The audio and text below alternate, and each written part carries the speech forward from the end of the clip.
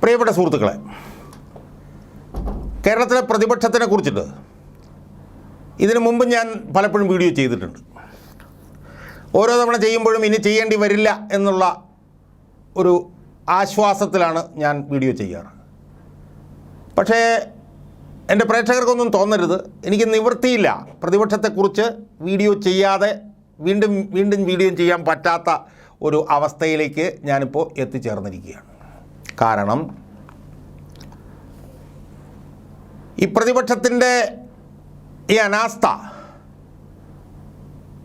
ജനജീവിതത്തെ ആകെ ബാധിക്കുന്നു എന്നുള്ളതാണ് പ്രധാനപ്പെട്ട കാരണം.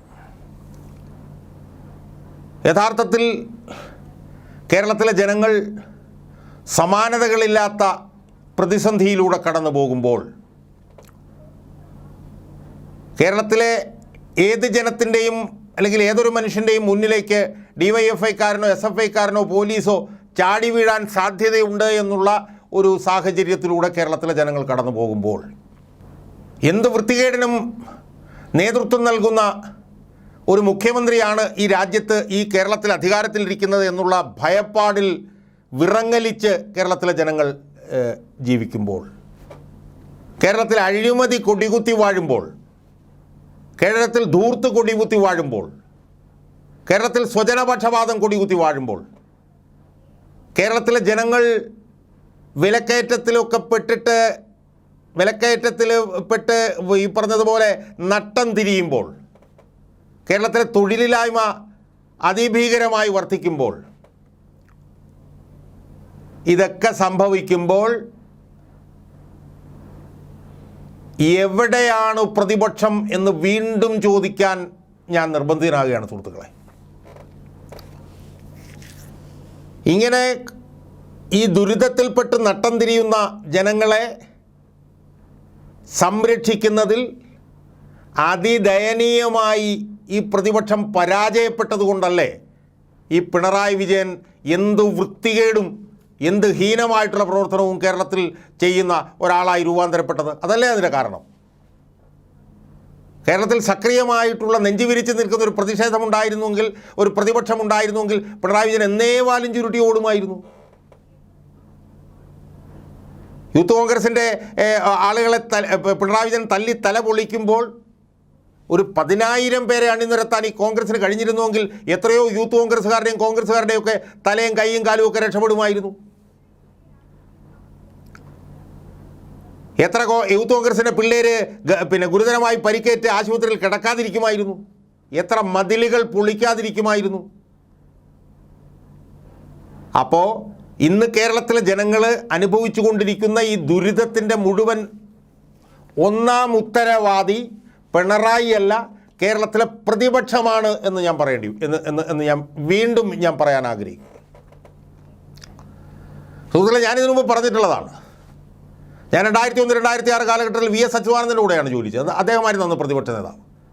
അന്നത്തെ ഉമ്മൻചാണ്ടി ഭരണം ഇതിനേക്കാളൊക്കെ എത്രയോ 1,00,000 ഇരട്ടി ഭേദമായിരുന്നു. പക്ഷേ അന്ന് അധികാരത്തിലിരുന്ന UDF ഗവൺമെൻറ്റിനെ ഓരോ ദിവസവും മുൾമുനയിൽ നിർത്തുമായിരുന്നു അന്നത്തെ പ്രതിപക്ഷ നേതാവ് എന്ന് പറയുന്ന 82 വയസ്സുകാരനായിട്ടുള്ള VS അച്യുതാനന്ദൻ. ഓരോ ദിവസവും മുൾമുനയിൽ നിർത്തുമായിരുന്നു.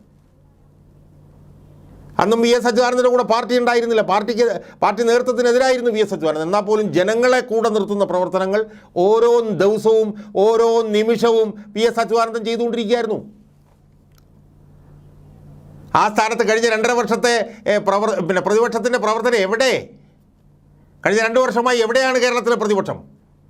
ഏതെങ്കിലും മുക്കിലും മൂലയിലെങ്കിലും ഈ പറഞ്ഞ പോലെ തപ്പി നോക്കിയാലും പ്രതിപക്ഷത്തെ കാണാൻ കഴിയുമോ? എവിടെയെങ്കിലും ഉണ്ടോ പ്രതിപക്ഷം? കഴിഞ്ഞ 2.5 വർഷം ഞാൻ പറയാൻ കാര്യം എന്താ? അതിന് മുമ്പ് 5 വർഷം ഒരു പ്രതിപക്ഷ നേതാവ് ഉണ്ടായിരുന്നു ഇവിടെ. ഈ ഏക ഛത്രാധിപതിയായി ഇന്ന് വാഴുന്ന ഈ പിണറായി വിജയനെ എത്ര പ്രാവശ്യമാണ് ആ പ്രതിപക്ഷ നേതാവ് മുട്ടുകുത്തിച്ചിട്ടുള്ളത്? രമേശ് ചെന്നിത്തല എന്ന് പറഞ്ഞ പ്രതിപക്ഷ നേതാവ് സ്പ്രിംഗ്ലർ അഴിമതി മുതൽ, പമ്പ മണൽക്കടത്ത് മുതൽ, ബെവ്കോ ആപ്പ് മുതൽ എത്ര വിഷയങ്ങളിൽ പിണറായി വിജയൻ അന്ന് മൂക്കുകുത്തിച്ചു രമേശ് ചെന്നിത്തല എന്ന് പറഞ്ഞിട്ടുള്ള പ്രതിപക്ഷ നേതാവ് കഴിഞ്ഞ 1ാം പിണറായി സർക്കാരിൻ്റെ കാലത്ത്. ആ പ്രതിപക്ഷ നേതാവിനെ ചുവന്ന് മാറ്റിയിട്ടല്ലേ ഇയാളെ കൊണ്ടുവന്ന് VD സതീശനെ കൊണ്ടുവന്ന്? എവിടെയാണ് VD സതീശ? നിങ്ങൾക്ക് നാണമില്ലേ എന്ന് ഞാൻ ചോദിക്കുകയാണ്. നിങ്ങൾക്ക് ഉളുപ്പില്ലേ എന്ന് ഞാൻ ചോദിക്കുകയാണ്. എത്രയോ കോൺഗ്രസ്സുകാർ അടികൊണ്ടു, നിങ്ങൾ ഒരാളല്ലേ അതിൻ്റെ ഉത്തരവാദി. എത്രയോ മതിലുകൾ പൊളിച്ചു, നിങ്ങളല്ലേ അതിൻ്റെ ഉത്തരവാദി. എത്രയോ അഴിമതി നടന്നു, അതിനെ ഒന്നും ചെറുക്കാത്ത നിങ്ങളല്ലേ ഇതിൻ്റെ എല്ലാ ഉത്തരവാദി.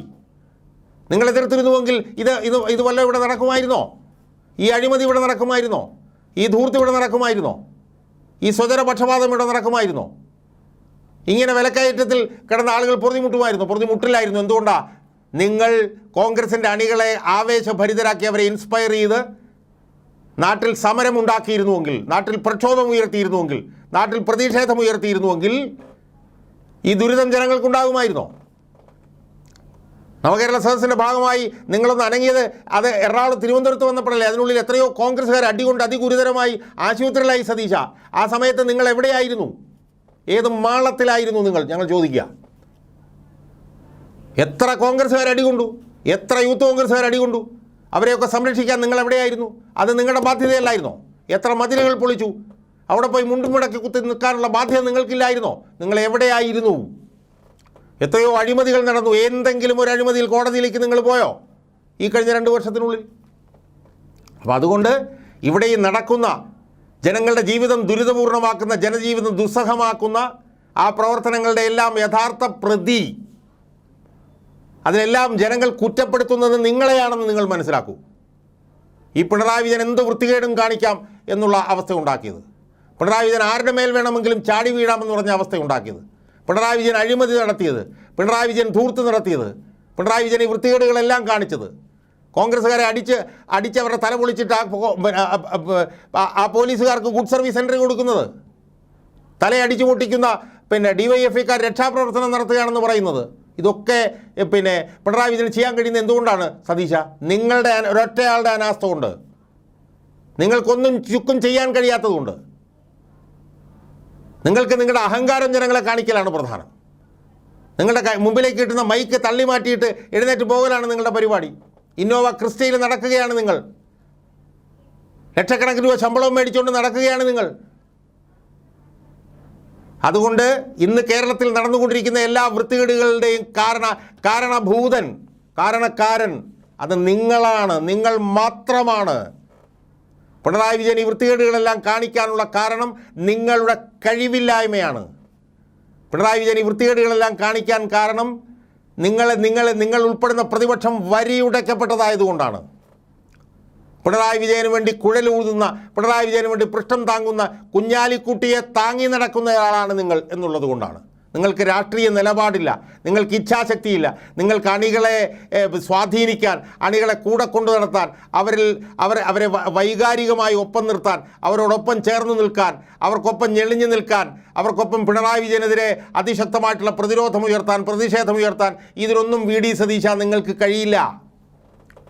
അത് 2.5 വർഷക്കാലമായിട്ട് നിങ്ങൾ മനസ്സിലാക്കിയിട്ടില്ല. ഇനിയെങ്കിലും നിങ്ങളത് മനസ്സിലാക്കിയാൽ നിങ്ങൾക്ക് നല്ലത്. അല്ലെങ്കിൽ ഇവിടെ തീരാൻ പോകുന്നത് കോൺഗ്രസ് ആയിരിക്കും. നിങ്ങൾ മാത്രമായിരിക്കില്ല, നിങ്ങളുടെ സംഘടന തന്നെ ഇല്ലാതായി പോകും. മറുഭാഗത്ത് പിണറായി വിജയൻ സംഹാര താണ്ഡവമാടും. ഇവിടെ പിണറായി വിജയൻ എന്തു വൃത്തികേടും ഇവിടെ കാണിക്കും.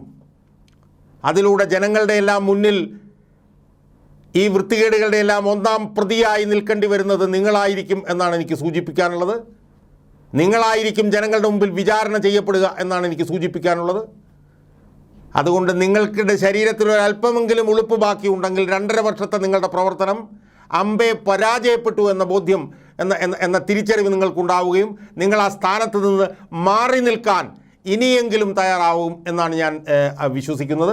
അല്ലെങ്കിൽ ചുവരുണ്ടാവില്ല ചിത്രമെഴുതാൻ എന്ന് മാത്രമേ VD സതീശനോട് ഈ അവസരത്തിൽ ഒരു പൊതുപ്രവർത്തകൻ എന്നുള്ള നിലയിൽ എനിക്ക് സൂചിപ്പിക്കാനുള്ളൂ.